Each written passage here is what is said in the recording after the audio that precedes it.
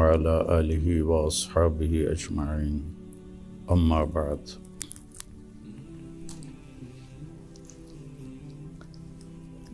دین اسلام زندگی گزارنے کا وہ طریقہ ہے جو اللہ نے جناب رسول اللہ صلی اللہ علیہ وسلم کے ذریعے سے ہم تک پہنچایا اور بتایا، ڈنڈے سے نہیں چلایا۔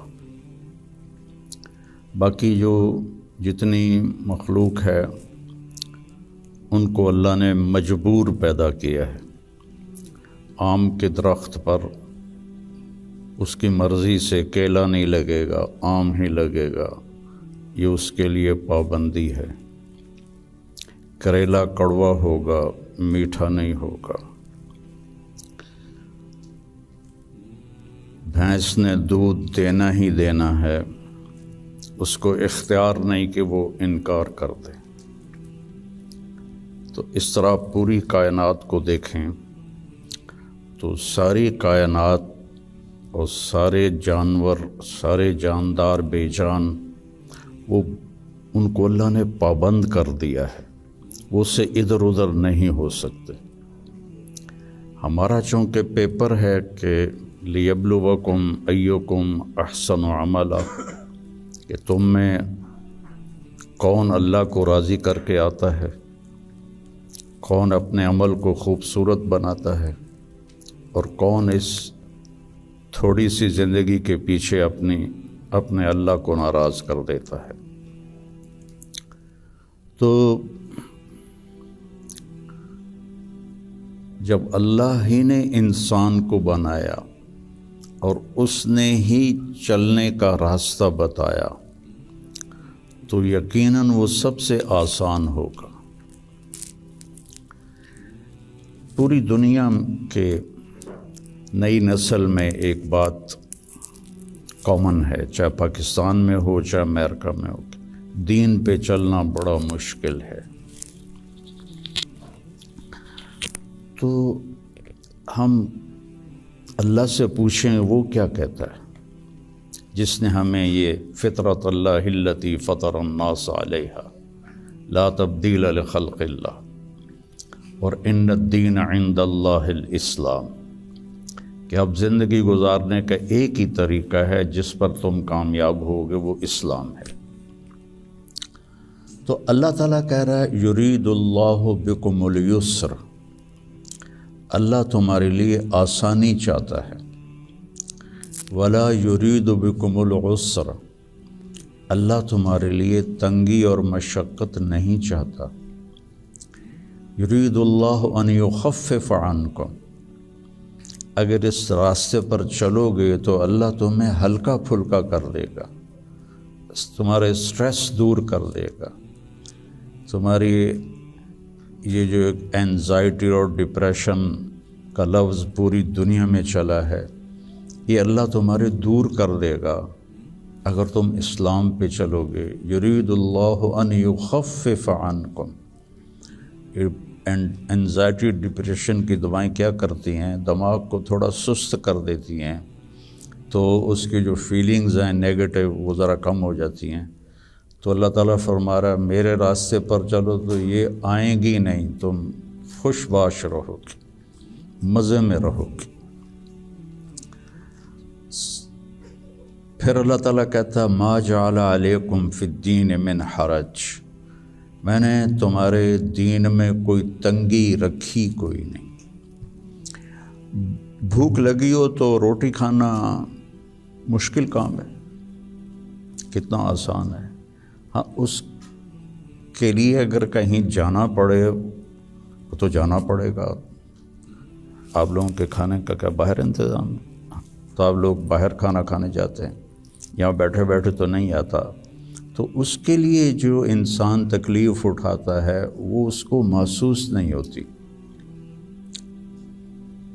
تو بغیر مقصد کے جب کوئی تکلیف آتی ہے تو وہ محسوس ہوتی ہے۔ یہ میں پورا امریکہ، یورپ، آسٹریلیا، سارے بر اعظم پھرا ہوں، آپ کے ملک میں لائف بہت ٹف ہے، آسان نہیں ہے، بہت مشکل لائف ہے۔ تو اللہ تعالیٰ کہہ رہا ہے تم میرے راستے پر آ جاؤ، ہم تمہاری زندگی کو آسان کر دیں گے، چونکہ اس میں تنگی ہے ہی کوئی نہیں۔ پھر ایک حدیث سناتا ہوں آپ کو، ان اللہ شرع الدین،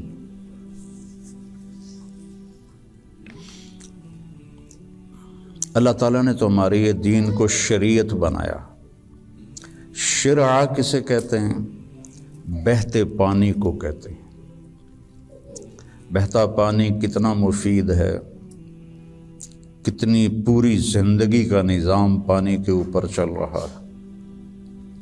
تو اتنی خوبصورت تشبیہ دی بہتے پانی کے ساتھ کہ جیسے بہتا ہوا پانی، یہ جو سمندر کے کنارے ہوٹل بنے ہوئے ہیں ان کے کرائے زیادہ ہیں، جو اس کمرے کا وہاں ویو سمندر کا ہوتا ہے اس کا کرایہ زیادہ ہے۔ تو پانی پر اللہ تعالیٰ نے زندگی کو چلایا ہے۔ وَجَعَلْنَا مِنَ الْمَاءِ كُلَّ شَيْءٍ حَيٍّ، اور اللہ قرآن میں کہتا ہے کہ میں نے ہر جاندار کو پانی سے پیدا فرمایا۔ تو اللہ کے نبی نے قرآن میں کہا لِكُلٍّ جَعَلْنَا مِنْكُمْ شِرْعَةً وَمِنْهَاجًا ثُمَّ جَعَلْنَاكَ عَلَى شَرِيعَةٍ مِنَ الْأَمْرِ۔ تو اس کے پیچھے وہ خوبصورت معنی ہے کہ بہتا پانی، میٹھا پانی زندگی کی سب سے بڑی ضرورت ہے۔ اس لیے سفر میں آدمی ہو اور پانی کی قلت ہو تو علماء کہتے ہیں نماز کے لیے تیمم کرے اور پینے کے لیے پانی کو محفوظ کرے۔ نماز جیسے عمل کے لیے اللہ نے صحابہ یہی کچھ کرتے تھے کہ پانی پینے کے لیے رکھتے تھے اور نماز تیمم سے پڑھتے تھے۔ تو ان اللہ شرع الدین، پہلی بشارت تو لفظ شرع میں ہے، وجعلہ سہلا، دوسری خوشخبری آسان بنایا، تیسری خوشخبری سمحن، بہت نرم بنایا، چوتھی خوشخبری واسعن، بہت کھلا کشادہ بنایا، پانچویں خوشخبری ولم یجعلہ ضیقا، اور اس میں کوئی تنگی نہیں رکھی۔ لیکن جیسے ہر چیز کو سیکھنا پڑتا ہے، دین کو بھی سیکھنا پڑتا ہے۔ یہ بڑے بڑے ٹرالے جو چلا رہے ہوتے ہیں، یہ اتنے بڑے بڑے کروز، کئی دفعہ میں نے ان میں سفر کیا ہے، اتنے بڑے بڑے 5-5 ہزار آدمی اٹھا کے وہ جو ڈرائیور چل رہا ہے وہ دیکھنے میں کتنا مشکل ہے۔ پھر پانی میں بریک لگانا یہ کتنا عجیب مشکل کام ہے، لیکن چونکہ سیکھ لیا تو چلائے جا رہا ہے۔ گاڑی ایک ہاتھ سے چلا رہا ہے، دوسرے ہاتھ سے موبائل سن رہا ہے، حالانکہ پابندیاں الگ الگ کے حکومت کی، پھر بھی موبائل یہاں لگایا ہوا ہے۔ ہمارے ہاں تو موٹر سائیکل پر بیٹھا ہوا ہے، ایسے موبائل کر کے جا رہا ہوتا ہے، کھوتا ریڈی چلاتے ہوئے اپنا موبائل یہاں رکھا ہوتا ہے۔ تو سیکھنا پڑتا ہے، سیکھے بغیر تو آدمی سائیکل بھی نہیں چلا سکتا۔ سیکھنے کے لیے ہر میدان میں اللہ تعالیٰ نے محنت رکھی ہے، بغیر محنت کے نہیں۔ اب چونکہ اس محنت پہ کیا ملے گا وہ نظر نہیں آتا تو مشکل نظر آتا ہے، اور امریکہ میں جاب کرنے میں کیا ملے گا وہ نظر آتا ہے، تو اس کے لیے ایسے روبوٹ کی طرح بھاگ رہے ہیں، روبوٹ کی طرح جاب۔ جو بڑے بڑے کاروباری ہیں وہ بھی اب مزدور کی طرح کام کرتے ہیں، وہ بھی ایسے فری نہیں ہے کہ بھئی اب میرا بڑا کاروبار ہے میں آرام سے گھر بیٹھوں آدمی رکھ لوں، نہیں۔ تو وہ مشقت اس لیے آسان ہوتی ہے کہ اس کی آؤٹ پٹ نظر آ رہی ہوتی۔ اور جو دین کے اللہ نے ہم سے ڈیمانڈ رکھی ہے چند ہیں، کوئی بڑی بات نہیں ہے، چند مختصر، ایک لا الہ الا اللہ محمد رسول اللہ کی گواہی، وہ اللہ کا فضل، ہم سارے مسلمان یہ گواہی دیتے ہیں، پھر 5 وقت کی نماز ہے، اور سفر میں آپ کے لیے اللہ نے آدھی کر دی ہے، اکٹھی کر دی ہے، ظہر عصر اکٹھی پڑھ لو، مغرب عشاء اکٹھی پڑھ لو، اور رمضان کے روزے ہیں سال کے بعد، حج اور زکوٰۃ پیسے والوں پر ہے، عام لوگوں پر نہیں ہے، اور پھر ان میں کوئی کمی کوتاہی ہو جائے تو اللہ نے معافی رکھی ہے، کوئی نماز چھوٹ گئی قضا پڑھ لے، معافی مانگ لے، معاف ہو جائے گا، روزہ عذر کے ساتھ چھوڑے تو کوئی گناہ نہیں، بغیر عذر کے چھوڑے تو معافی مانگ لے اور روزہ رکھ لے تو وہ ہو گیا۔ اس کے بعد میں آپ کو ایک حدیث سناتا ہوں، آپ کو پورا دین آپ کے ہاتھ میں آ جائے گا۔ 10 لاکھ حدیثیں ہیں، میں ایک حدیث سنانے لگا ہوں، صرف ایک۔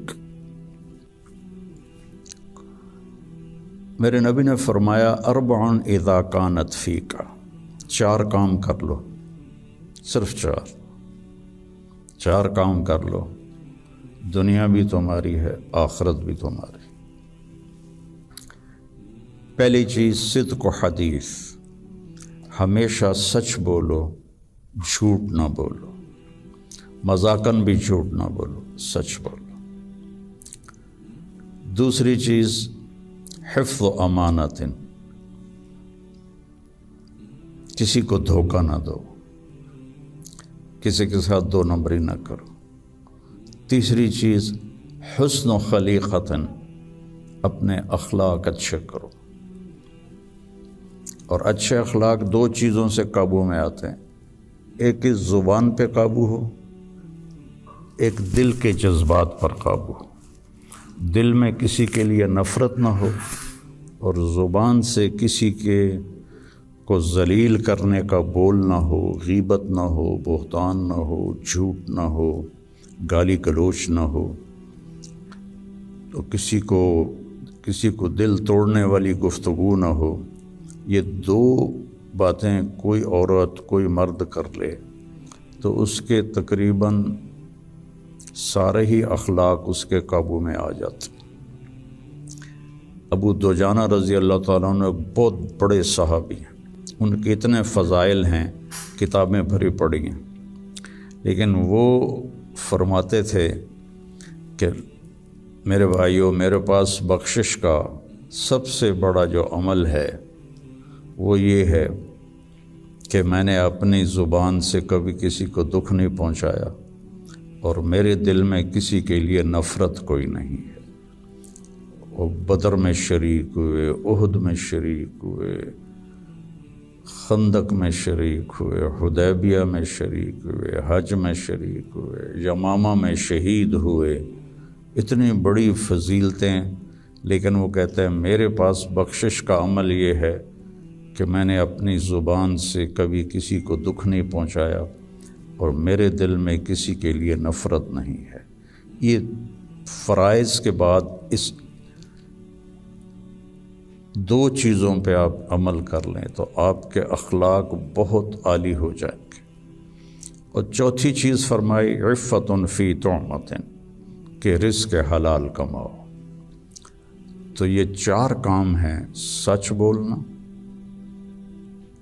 دیانتداری سے کام کرنا، دھوکہ نہ دینا، اخلاق اچھے رکھنا، اور رزق حلال کمانا۔ تو ان 4 کاموں پر جہاں مرضی آپ دنیا میں زندگی گزاریں، آپ کی دنیا بھی بن جائے گی، آپ کی آخرت بھی بن جائے گی۔ یہ تبلیغ میں